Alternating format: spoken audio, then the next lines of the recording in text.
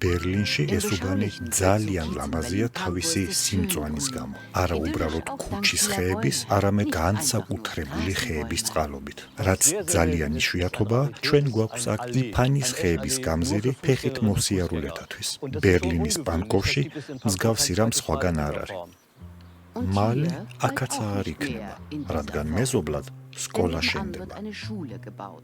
მოსწავლეებისთვის ახალი ტროტუარის აშენებაა დაგეგმილი, სადაც ახლა ეს გამზირია. ის 47 იფანის ხისგან შედგება, რომელთაგანაც 26 უნდა მოიჭრას.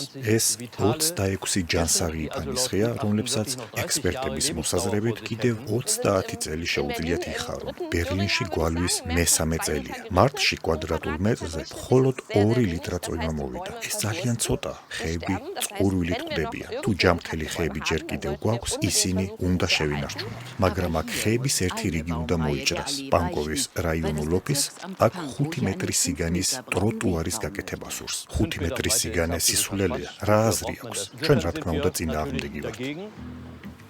ამ ყვითელი ქაღალდის ფურცლებით ინიციატორებს სურთ, რომ იფანის ხეები არ გაიჩეხოს. მიშველეთ პანკოვის რაიონულ ოფისს ჩემი მოჭრა სურს. ყვითელი ქაღალდის ფურცლები ხეების ქერგზეა მიმაგრებული უბრალოდ ლეიკოპლასტირით. ჩვენ აქ შვილიშვილთან ერთად მოვდიოდეთ. ის შეწუხდა, როდესაც გაიგო, რომ ხეები უნდა მოეჭრათ.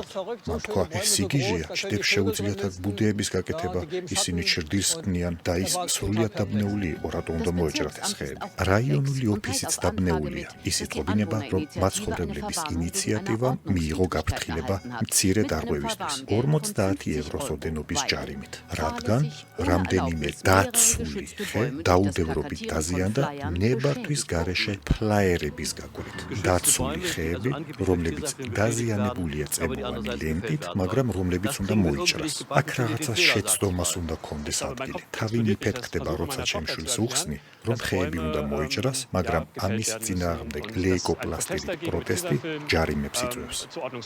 ძალიან საინტერესოა, როგორია ზიანი. აი ამას მოხსნი. როგორც ხედავთ, ლეიკოპლასტირი ადვილად მოძრა, როგორც ჩანს, მხოლოდ ხავსია.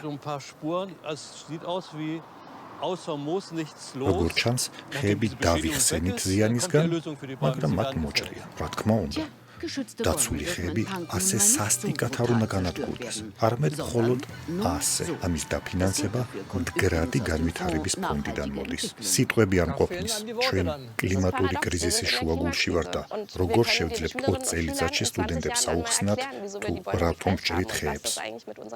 დედამიწა თბება და რატომ უნდა იყოს ბერლინში სხვაგვარად.